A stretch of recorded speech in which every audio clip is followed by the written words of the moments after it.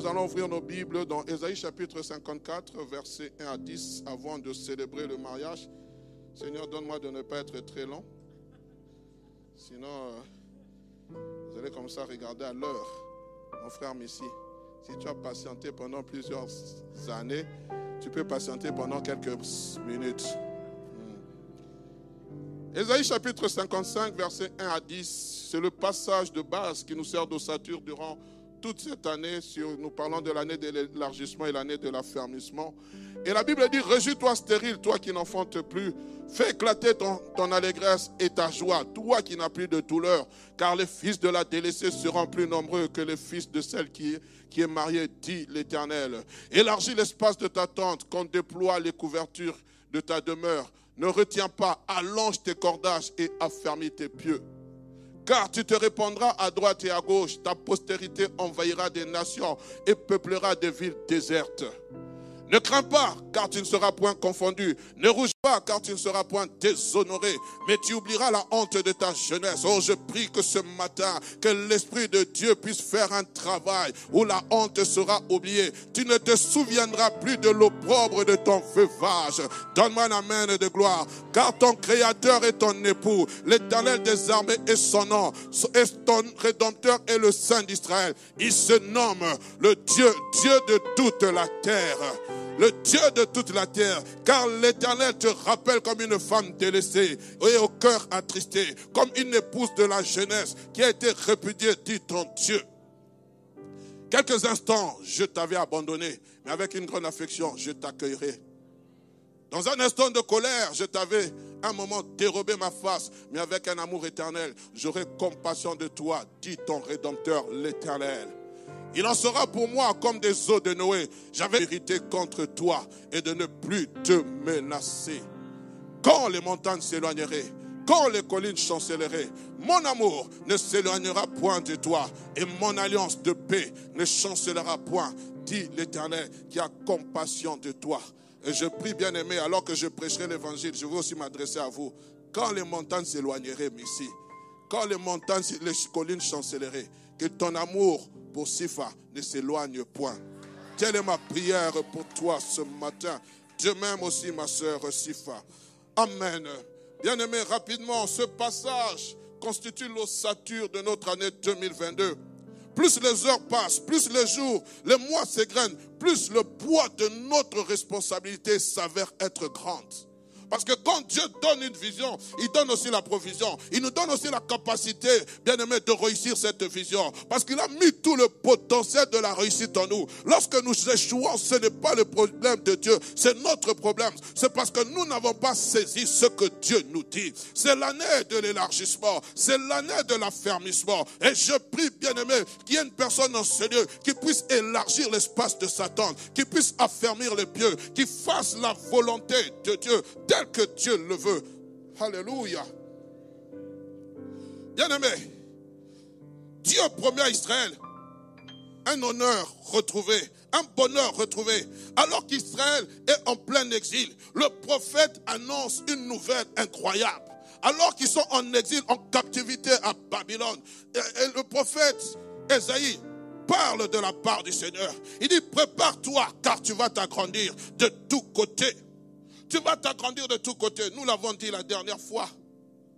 Tu vas t'agrandir, prépare-toi. Il commence d'abord par préparer le peuple d'Israël. Mais où se trouve Israël? Israël se trouve en captivité. Israël n'a plus d'espoir. Mais Dieu, au milieu des ténèbres, là où il n'y a pas d'espoir, Dieu envoie une parole d'espérance. Et je prie que ce matin, dans le nom de Jésus, qu'une parole d'espérance puisse toucher quelqu'un qui est dans une nuit sombre, qui traverse la vallée de l'ombre de la mort. Que le Seigneur puisse le parler en lui disant, réjouis-toi. Tu ne vois rien, mais réjouis-toi. Tu n'entends rien, mais réjouis-toi. Dans le secret du cœur de Dieu, tu es en train de préparer quelque chose. Je suis en train de parler à quelqu'un. Église de la porte, tu ne vois peut-être rien, tu n'entends peut-être rien, mais commence par te réjouir. Parce que l'Éternel Dieu des armées, celui qui est ton rédempteur, celui qui est le Dieu qui a créé les cieux et la terre, il prépare quelque chose dans le secret. Donne-moi un amen de gloire. Tu vas t'agrandir de tous côtés. Tu vas récupérer des territoires voisins.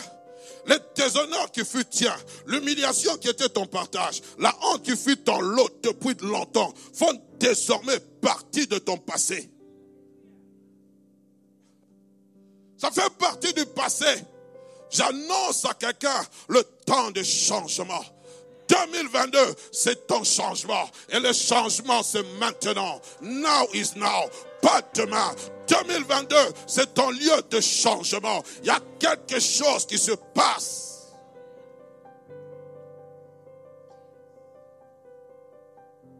Et ce que j'aime, il va encore plus loin. Il dit, tu oublieras la honte de ta jeunesse. Tu vas oublier ton déshonneur. Non seulement ça fera partie de ton passé, mais on va effacer ces choses. Si dans ton CV, on marquait que tu étais célibataire, si dans ton CV, on marquait des choses honteuses, mais moi je dis, tu oublieras la honte de ta jeunesse. Non seulement tu vas oublier, mais je vais effacer. Il n'y aura plus ces choses, il n'y aura plus de traçabilité. Ton casier vierge deviendra... Ton casier judiciaire deviendra vierge. Le compteur sera remis à 0. On peut venir t'accuser. On peut venir dire, oh, elle a fait ceci. Oh, il a fait ceci. Mais Jésus, passons par là. La Bible dit, il a effacé l'acte dans les ordonnances, nous condamner. Si Dieu est pour toi, qui sera contre toi? Si Dieu te justifie, qui pourra te condamner?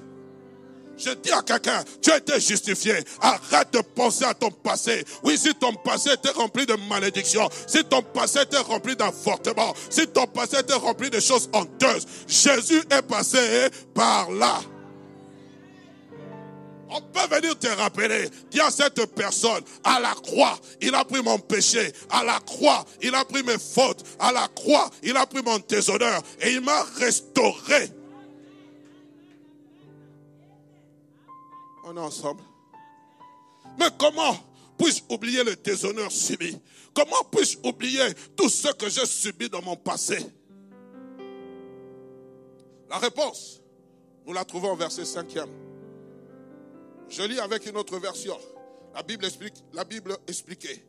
La Bible dit, car tu vas avoir pour époux, my God, celui qui t'a créé, celui qui a pour nom le Seigneur de l'univers. C'est l'unique vrai Dieu, le Dieu d'Israël qui te libère. Oui, non seulement je t'annonce que ton passé va être oublié, mais désormais, celui qui est ton époux, ce n'est pas n'importe qui. Il s'appelle l'Éternel des armées. Celui qui a créé les cieux et la terre, il s'engage dans ce mariage. Et je prie que celui qui a créé les cieux et la terre s'engage dans votre union. Parce que la Bible dit que la corde à 3 fils ne seront difficilement, ne seront même jamais. Il est le vrai, l'unique Dieu. La Bible dit, tu n'auras point d'autre Dieu devant ma face, car je suis un Dieu jaloux. N'allez pas dire, notre mariage a réussi parce que nous avons mis l'argent. Votre mariage réussit parce que c'est Jésus, Jésus seul. Si l'Éternel ne bâtit, celui qui bâtit travaille en vain. Si l'Éternel ne veille, celui qui veille, veille en vain. Ce ne sont pas vos parents qui vont veiller sur vous. C'est d'abord l'Éternel, Dieu des armées. Il y a encore vos oncles. Il y a encore vos mères, il y a encore vos tantes. Parce qu'une ne voit pas les profondeurs du cœur. Mais celui qui sonde les cœurs et les reins le voit. Il dit, Dieu se présente lui-même comme étant l'époux qui met fin à l'humiliation. Oh, j'aime ça. Vous savez, il y a mariage et mariage. Il y a des mariages, frères et sœurs. Quand vous voyez la vallée de l'ombre et de la mort dans laquelle vous êtes passés, il y a des gens qui se marient sans problème. Mais il y a des gens qui doivent faire le parcours du combattant. Pour accéder, ils doivent passer par l'Ukraine. Il faut que la guerre soit déclarée en Ukraine pour qu'ils fuient, qu'ils viennent ici en Belgique.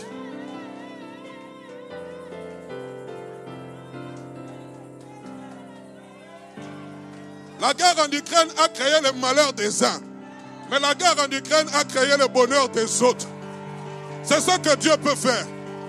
Nous pleurons, mais nous nous réjouissons aussi. Parce qu'il a fallu qu'il passe par là. Mais le Seigneur, par l'Ukraine, je ne sais pas comment il est arrivé jusqu'en Belgique. Pour que quelques semaines après, papa, je viens demander la main de votre fille. Tu es venu comment? Est-ce que tu peux acclamer le Seigneur? La persévérance. La persévérance. Celui qui veut un thème à mon message de ce matin, élargi par l'amour divin. Élargi par l'amour divin. Parce que seul l'amour divin peut faire ces choses. Alléluia. Dieu se présente comme l'époux qui met fin à l'humiliation de son épouse. Elle qui était stérile sera comblée d'enfants. Elle qui était abandonnée sera de nouveau aimée. Celle qui était humiliée oubliera la honte de sa jeunesse. Je parle à une femme ce matin. On t'a humilié dans ta famille. Je suis en train de t'annoncer le temps de la restauration.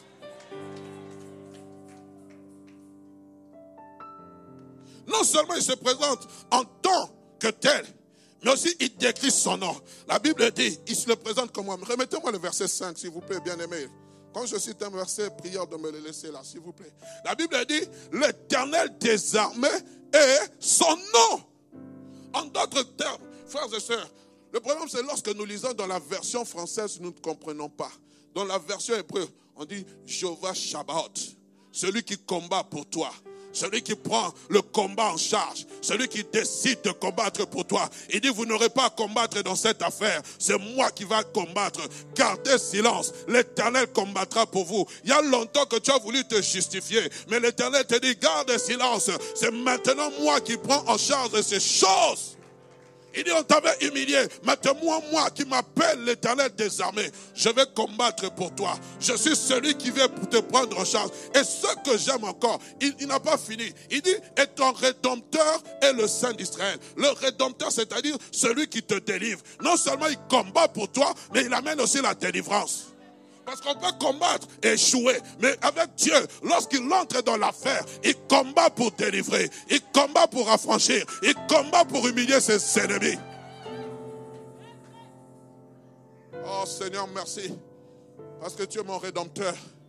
Mon Rédempteur vit, a dit Job. Et je sais qu'il est vivant, il s'élèvera le dernier. Celui qui combat pour moi, même lorsque je dors, est vivant. Voici, il ne sommeille ni ne dort. Celui qui veille sur ma vie. Voici, il ne sommeille ni ne dort. Celui qui combat pour moi. Alléluia. Oh, je prie que le Dieu, Jéhovah Sabaoth, se lève sur ta vie et qu'il combatte. Non seulement qu'il combatte, mais qu'il te libère de l'oppression de tes ennemis. Ils viendront par un seul chemin, ils s'enfuiront par 7. Je prie qu'au nom de Jésus, ils te feront la guerre, mais ils ne te vaincront pas. Car Emmanuel, Dieu est là, il est au combat, il est paré pour te défendre. Dans cette affaire, tu t'es longtemps justifié. Laisse Dieu maintenant te justifier. Et ce que j'aime, il va encore plus loin. Il va rappeler, il se présente comme le Saint d'Israël. Quand il se dit, je suis le Saint d'Israël, qu'est-ce qu'il est en train de faire? Il rappelle son alliance faite avec Moïse au mont Sinaï. Ce qui me pousse, bien-aimé, à revenir, comme ce que je considère comme la femme que j'avais choisie de ma jeunesse. Qu'est-ce qui me pousse à revenir? C'est cet amour sans fin que j'ai pour elle. C'est ce qu'il va dire. Lorsque vous lisez le verset, il dit, car je te rappelle comme une femme délaissée, un cœur, je te rappelle comme une femme délaissée, au cœur attristé, comme une épouse de la jeunesse qui a été répudiée. Je te rappelle. En quelques instants, je t'avais abandonné, mais avec une grande affection. je t'accueillerai. Pourquoi? Oui, parce que dans un instant de colère, j'avais détourné mon visage de toi. Dans un instant, tu t'étais rebellé contre moi. Mais moi, tellement que mon amour, tellement que tu es l'épouse de ma jeunesse. Oui, Israël était son épouse. Israël était l'épouse de sa jeunesse. Il dit, tu es l'épouse de ma jeunesse. Avec toi, j'ai bâti une alliance. Avec toi, j'ai conclu une alliance. Et cette alliance, c'est une alliance éternelle. On est ensemble. Cet amour sans fin que j'ai pour toi, Israël. Même si dans mon accès de colère, je t'avais détourné ma face, mais mon amour débordant pour toi me pousse à revenir vers toi.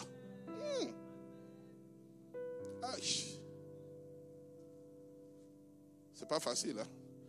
Dieu s'adresse à une femme qui a été rebellée, à une infidèle, qui allait vers d'autres dieux, qui s'est prostituée.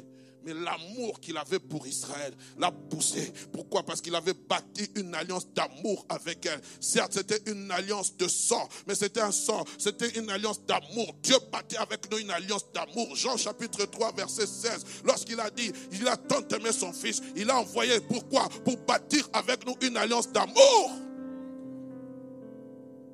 Et c'est cet amour divin que Dieu qui nous pousse à élargir l'espace de notre tente. Car sans l'amour de Dieu, bien-aimés, nous ne pouvons pas élargir l'espace de notre tente. Sans l'amour de Dieu, nous serons recroquevillés en nous-mêmes. Mais lorsque l'amour de Dieu entre en nous, nous explosons au plus profond de nous-mêmes et nous manifestons l'amour. Regarde ton voisin, regarde ton frère. Dis-le, je t'aime de l'amour du Seigneur. Frère, n'en profite pas. Tu as dit ce que le pasteur a dit là. Mais moi, ça va, enlève le Seigneur. Moi, je t'aime. N'en profite pas à côté de la sœur, s'il te plaît. Dis la phrase complète, je t'aime de l'amour du Seigneur. Ne dis pas je t'aime tout court. Je t'aime de l'amour du Seigneur. Si tu veux dire je t'aime tout court après l'église, tu la vois dehors. Oh non, ce que le pasteur a dit là, c'est ça là même que je voulais te dire. Le pasteur a prophétisé sur nous. Non, je n'ai pas prophétisé sur toi. Amen. Ce qui me pousse à revenir vers toi, c'est comme cette femme que j'ai choisie de ma jeunesse, d'un amour sans fin. N'est-ce pas merveilleux d'entendre ces belles paroles d'espérance et de consolation qui viennent non de la part d'une créature, mais du Créateur. Je t'aime. Israël, je t'aime. Tu es le prémisse de mon amour. Je t'aime.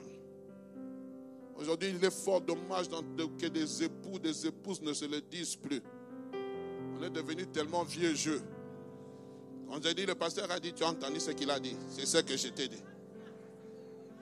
Papa, maman, vous qui êtes ici, commencez déjà par vous dire je t'aime. Même lorsqu'il y aura les enfants, ils doivent voir la manifestation de l'amour. Oh non, moi je suis tellement spirituel, moi je vois le ciel. Frère, le mariage là, c'est d'abord ici sur terre. Avant de faire le mariage au ciel. Oh non, moi je vois le ciel. Ramanaba Roko sauter. Papa, après Ramanaba Roko sauter, tu regardes ta femme, tu lui dis je t'aime. Hein? Ma soeur de même.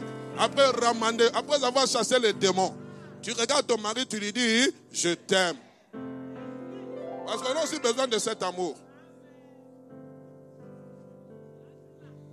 Le mari, c'est seulement avec les textos. J'arrive. On met quoi? Comment on appelle ça? Les petits dessins, comment vous appelez ça? Emoji d'un cœur. Mais quand on est face à celle qu'on a envoyé le cœur, on n'a plus le cœur de l'agneau, on a le cœur des lions. Alors pourquoi nous de la région d'où nous venons, quand tu dis à une femme que tu l'aimes, c'est que tu t'es rabaissé. Moi je viens de la région du ciel.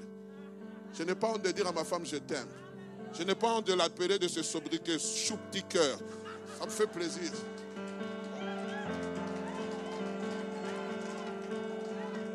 Oh pasteur, la femme va dominer sur toi. Elle n'a qu'à dominer. Ce n'est pas un problème. L'amour de Christ a fait qu'il a laissé que le monde puisse dominer sur lui. Mais à un moment donné, il a repris le dessus. Pierre a dit, Seigneur, toi tu me laves les pieds. La Bible dit, ayant mis le comble de son amour, il a ôté ses vêtements. Il a dit, ce que je fais maintenant, tu le comprendras bientôt. Ceux qui sont en train de faire là, toi qui n'es pas marié, tu vois le frère en train de pleurer, tu dis, il est parlé en lingala. Bon, permettez-moi, je vais traduire. Pourquoi il pleure? Vous ne comprenez pas son émotion. Parce que vous n'êtes pas à sa place. Le jour où vous serez là, le papier mouchoir ici, il y en a 150. Ça va finir au moins d'une heure. en train de dire je rêve ou c'est la réalité? Est-ce que je suis dans l'extase au 3e ciel en train de voir Jésus? Non, frère, tu es dans la réalité. Amen. Bien aimé, l'homme oublie vite. Car l'homme oublie vite les promesses d'engagement faites à son prochain. Il aime à rappeler les fautes. Il oublie difficilement qu'on lui avait causé des torts. L'homme, ça c'est l'homme. Toujours rappeler les fautes. Ces jours-là, point 1, tu avais fait ceci. Point 2, tu avais fait ceci. Point 3, tu avais fait ceci. Point 4, tu avais dit à cela ceci comme me concernant. Point 5, mais Dieu, lorsqu'il vient auprès de toi, il ne considère même pas ce que tu avais fait. Il oublie. L'homme oublie difficilement, frère.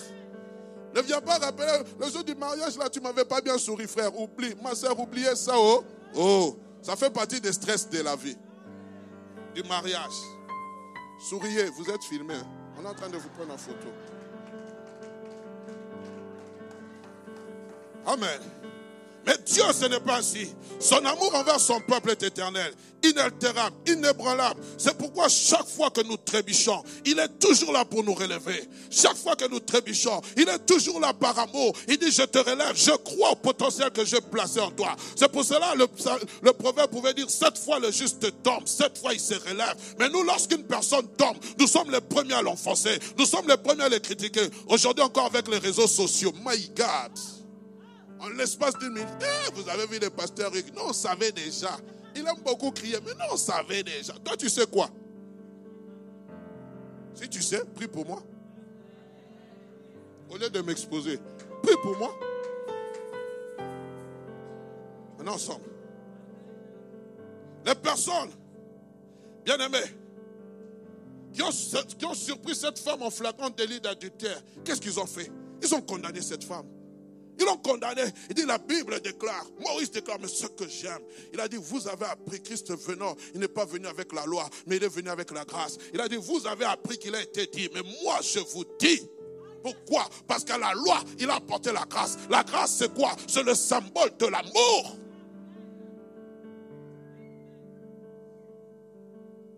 Ils ont cherché à accuser cette femme, au lieu de lui redonner espoir. Mais ce que j'aime, Christ, lorsqu'il a dit, où sont ceux qui t'accusent?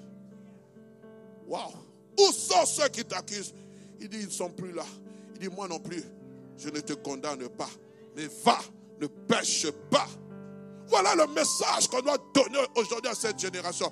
Non que j'encourage la licence du péché. Non que j'encourage que nous puissions marcher dans le péché. Non que j'encourage que nous puissions pratiquer le péché. Mais ce que j'aimerais nous dire, frères et sœurs, nous devons élargir notre espace. Nous devons élargir notre espace dans cet amour divin, bien-aimé, où nos cœurs doivent être le cœur de Dieu. Lorsque nous comprenons, frères et sœurs, les faiblesses de l'autre, nous sommes là pour les soutenir. Nous sommes là pour l'encourager. Ok, tu as péché. Ok, tu as mal fait. Mais là, nous sommes là pour te dire, relève-toi. Le meilleur est devant toi. Et nous sommes là pour donner encore plus de culpabilité. Il y a un futur glorieux qui t'attend. Permettez-moi de lire ce long passage. Nous sommes dans le psaume chapitre 103, le verset 8 à 18. Un long passage. Aujourd'hui, je n'ai pas beaucoup de versets à vous donner. La Bible dit ceci. L'Éternel est miséricordieux et compatissant, lent à la colère et riche en bonté. Il ne conteste pas sans cesse. Il ne garde pas sa colère à toujours. Il ne nous traite pas selon nos péchés. Il ne nous punit pas selon nos iniquités. Mais autant les cieux sont élevés au-dessus de la terre, autant sa bonté est grande pour ceux qui le craignent. Autant l'Orient est éloigné de l'Occident, autant il éloigne de nous nos transgressions. Comme un père a compassion de ses enfants, l'Éternel a compassion de ceux qui le craignent. Car il sait de quoi nous sommes formés. Il se souvient que nous sommes poussière. L'homme, ses jours sont comme l'herbe. Il fleurit comme la fleur des champs. Lorsque le vent passe sur elle, elle n'est plus. Et le lieu qu'elle occupait, ne le reconnaît plus. Mais la bonté de l'Éternel dure à jamais pour ceux qui le craignent. Et sa miséricorde pour les enfants de leurs enfants, pour ceux qui gardent son alliance et se souviennent de ses commandements afin de les accomplir. Bien-aimés, dans ce passage, permettez-moi de le dire, nous voyons deux facettes de Dieu. La première facette, d'une part, le Dieu qui est miséricordieux et compatissant, lent à la colère et qui ne nous traite pas selon nos fautes, bien-aimés. Le psalmiste va encore rachérir lorsque vous êtes dans le psaume 130, le verset 3-4, il dit, si tu gardais le souvenir de nos fautes ou de nos iniquités, l'Éternel, Seigneur, qui pourra subsister? Si tu gardais, aucune personne, aucun d'entre nous ne pourrions subsister devant la face de l'Éternel. Si Dieu gardait son ardente colère face à nous, bien-aimés, face à nos transgressions, parce que frères et sœurs, Christ est venu, il a dit, il vous avait appris que vous ne commettrez pas d'adultère. Mais moi je vous dis que celui qui convoite la femme de son prochain a déjà commis l'adultère dans son cœur. Hey! Et mes amis, combien d'adultères il n'y a pas ici en ce lieu? Encore c'est l'été. Les bodys, toutes les micro-bêtes, les robettes, les jupettes, les bikinis, tout ça va sortir. Tu seras toujours. Et le pire que ça, ce n'est plus à la palage, ça rentre même dans l'église. Tu es en train de prier, Alléluia. Quand tu regardes, Seigneur, sanctifie mes pensées. Mais si Dieu regardait nos cœurs, aucun de nous n'allait subsister. Parce qu'il y a des gens qui commettent l'adultère dans le cœur. Costume, cravate, jupe. Et le cœur de l'homme est tortueux par-dessus tout. Qui le connaît? Si Dieu regardait cela, Père bien-aimé, personne de nous n'allait subsister devant sa présence. C'est pour cela, lorsque Dieu te regarde, il te regarde à travers le sang de Jésus, le sang de la nouvelle alliance. Et lorsqu'il te regarde, sa colère est apaisée. Je ne suis pas meilleur que toi parce que je me tiens du haut de cette chair. Tu n'es pas meilleur que moi parce que tu es assis sur cette chaise. Tout ce que nous sommes, c'est la grâce de Dieu. Tout ce que nous sommes, c'est la grâce de Dieu. Ton mariage tient par la grâce de Dieu. Oh, lui, il a divorcé. Oui, tu te moques. Mais tu ne sais pas, c'est la grâce de Dieu qui fait qu'aujourd'hui tu es 30 ans dans le mariage, 20 ans dans le mariage, 15 années dans le mariage, 10 ans dans le mariage, premier jour dans le mariage, frère, c'est la grâce. Vous tenir là, c'est la grâce. Parce qu'il y a des gens qui avaient planifié, qui ne sont même pas arrivés à ce niveau-là. Ils ont doté et c'est parti. C'est fini, c'est parti en miettes. On avait donné les invitations de mariage, on ne s'en a jamais vu jour. C'est une grâce. Vous asseoir ici, c'est une faveur divine. Ce n'est pas parce que vous connaissez le pasteur. Le pasteur n'a que faire. C'est parce que le Seigneur de grâce a voulu que vous asseyez là. N'oubliez jamais ça. Alors c'est pour cela, ne vous moquez jamais de celle ou celui qui n'est pas marié. Toi jusqu'à présent, nous nous sommes mariés. Laissez le Seigneur les visiter au temps convenable. D'autre part, un Dieu qui manifeste ses bontés, ses grandes bontés pour ceux qui le craignent, pour qui garde son alliance. Sa miséricorde va au-delà des enfants de ses enfants. Oui, nous avons deux catégories. Ceux qui ne craignent pas l'Éternel. Dieu, sa colère s'appesantit à cause de l'œuvre de la croix. Mais maintenant, ceux qui craignent l'Éternel, la bonté de l'Éternel se manifeste. C'est pour cela que la Bible pouvait dire dans Lamentation chapitre 3, les bontés de l'Éternel ne sont point à leur terme. Elles se renouvellent chaque matin. Et je prie, bien-aimé, que chaque matin, quand vous vous réveillez, demandez au Seigneur, renouvelle tes bontés. Parce que chaque bonté apporte son lot de bénédictions. Chaque bonté apporte son lot de bénédictions. Vous savez, frères et sœurs, ce n'est pas facile de vivre avec un être qui était étranger à votre vie. Ce n'est pas facile. Le mariage, ce n'est pas ça. Cette belle robe blanche, ces belles chaussures vernies, ce beau smoking, ça ce n'est que la cérémonie de mariage. Le mariage va au-delà. Quand nous allons finir de danser, nous allons manger et deux vont entrer dans leur maison. Clé, chat. Le mariage commença.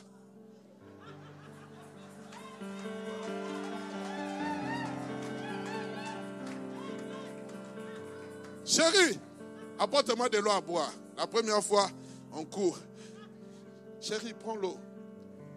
Là, il est en train de zapper la télé. Chérie, apporte-moi. En première fois, après un moment donné. Ici, c'est l'Europe. Ici, on n'est pas en Afrique. Tu t'es levé, tu n'as pas fait le lit. On prend les chaussures, on jette à gauche. La chemise, on jette à droite. La première fois, on commence à ranger. La deuxième fois, on fait exprès. On range. Puis la troisième fois, on commence à parler. Chérie, tu comprends que vraiment, il faut que tu m'aides. Ici, on n'a pas de bonnes. La quatrième fois, là, l'esprit entre.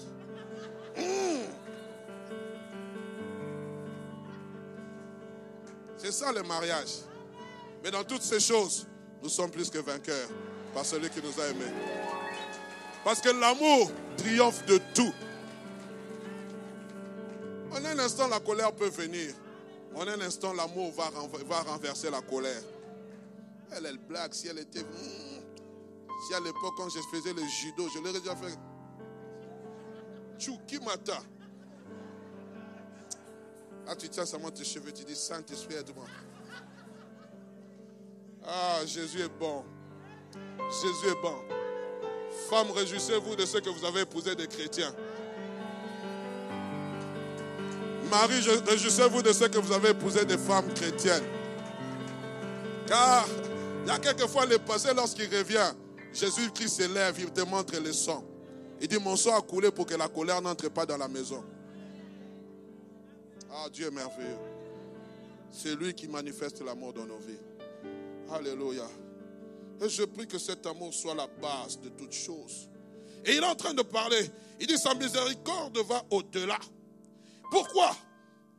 C'est ce que nous trouvons dans Ésaïe chapitre 54, le verset 9 à 10. Il dit, à cause de l'alliance que j'ai pour moi. Il dit, Dieu s'engage. Il dit, il n'en sera plus il n'en sera plus pour moi comme les eaux de Noé. J'avais juré que les eaux de Noé ne se répandraient plus sur la terre. Je jure de même de ne plus m'irriter contre toi. Frère, sœur, il faut jurer. Oh. Pas d'irritation. La colère peut être là, mais dites à un moment donné à la colère de disparaître. Il dit, comme au temps de Noé, j'avais promis de ne pas détruire la terre par les eaux. Aujourd'hui, je m'y engage de même aujourd'hui. Réflexion, qu'est-ce qui s'est passé au temps de Noé? Comment Dieu est-il parvenu à un serment pour dire jamais je détruirai la terre par les eaux? Vous pouvez voir toutes les inondations qu'il y a. On parle des eaux de Los Angeles qui sont en train de monter. La terre ne sera plus détruite par les déluges. On a fait un serment. On peut parler de pluies diluviennes. Jamais la terre ne sera détruite par les déluges. Jamais. Parce que Dieu a prêté serment. Mais comment Dieu a-t-il prêté serment? Lorsque vous êtes dans Genèse chapitre 8, le verset 20 à 22, la Bible dit ceci. Noé bâtit un autel à l'Éternel. Il prit toutes les bêtes pures et tous les animaux purs. Il offrit des holocaustes sur l'autel. L'Éternel sentit une odeur agréable. Et l'Éternel dit en son cœur, je ne maudirai plus la terre à cause de l'homme. Parce que les pensées du cœur de l'homme sont mauvaises dès sa jeunesse. Je ne frapperai plus tout ce qui est vivant comme je l'ai fait. Tant que la terre subsistera, les semailles et les moissons, le froid et la chaleur, l'été et l'hiver, le jour et la nuit ne cesseront point. Pourquoi? Il est en train de promettre une alliance sur base d'un autel qui a été bâti. Bien-aimé, c'est pour cela quelquefois il est important que nous apprenions à bâtir des autels. Bien-aimé, il a élargi par l'amour divin. Et cet autel a été bâti par Christ. Christ notre sauveur. Il a dit ceci est l'alliance. Et cette alliance nouvelle, faites ceci en mémoire de moi. Il a donné une forme à son sacrifice. C'était un autel qui a été bâti. Un autel qui apaise la colère de Dieu. Je vais bientôt finir, bien-aimé. Je vais bientôt atterrir, bien-aimé. Il promet une alliance de paix, une alliance d'amour, une alliance dont son salut va durer à toujours. La force de notre élargissement, nous la puisons dans l'amour divin. Paul dira, l'amour de Christ nous presse. Et c'est cet amour qui fait que vous et moi, frères et sœurs, nous puissions élargir l'espace de notre tente. Sans l'amour de Dieu, c'est impossible. Comment je peux supporter celui qui est à côté de moi? S'il n'y a pas l'amour, frère, tout ce que nous faisons est vain. Nos cultes sont vains. Ce sont des cymbales qui résonnent. Nos danses sont vaines. S'il n'y a pas d'amour, mon frère, tu auras du mal à supporter celui qui est à tes côtés. Parce que quand tu apprends ce qu'il fait, ce qu'il dit contre toi, tu auras du mal à le pardonner. L'amour supporte tout. Oh, il y a ce chant de Kees Bloem qui me revient. L'amour, c'est faire beaucoup de choses, bien-aimés. Dieu nous demande d'élargir l'espace de notre tente et de bâtir une alliance divine avec lui. Et cette alliance s'appelle l'amour divin. Sans l'amour, frères et sœurs, nous ne pourrons jamais triompher de ce monde. La victoire qui nous fait triompher de ce monde, c'est l'amour que Dieu a manifesté dans nos vies. La victoire qui va vous faire triompher, bien-aimés, dans votre mariage, c'est l'amour de Dieu. Il faut que l'amour de Dieu soit avec vous tous les jours. Priez que l'amour de Dieu soit là. Pas l'amour éros. L'amour éros est passager. L'amour éros est éphémère. L'amour c'est éphémère, mais l'amour divin, c'est ce qu'il vous faut. C'est ce qu'il nous faut, Église de la bande. C'est ce qu'il te faut. Toi qui es venu pour la première fois, tu as quitté ton pays, la France, pour venir encourager ton frère ou ta soeur qui se présente ici, ton neveu, je ne sais pas qui il est par rapport aux liens familiaux. Mais bien aimé, sans l'amour, tu n'aurais pas pris ton véhicule pour être ici. Tu ne serais pas là. Tu serais dans ton véhicule en train de faire autre chose. Mais ton amour a poussé à venir assister au mariage de ton frère. Bien aimé, Missy, ton amour a poussé à ce que tu sois là pour ta sœur Sifa, ta fille Sifa. L'amour triomphe de tout. Baissons nos têtes.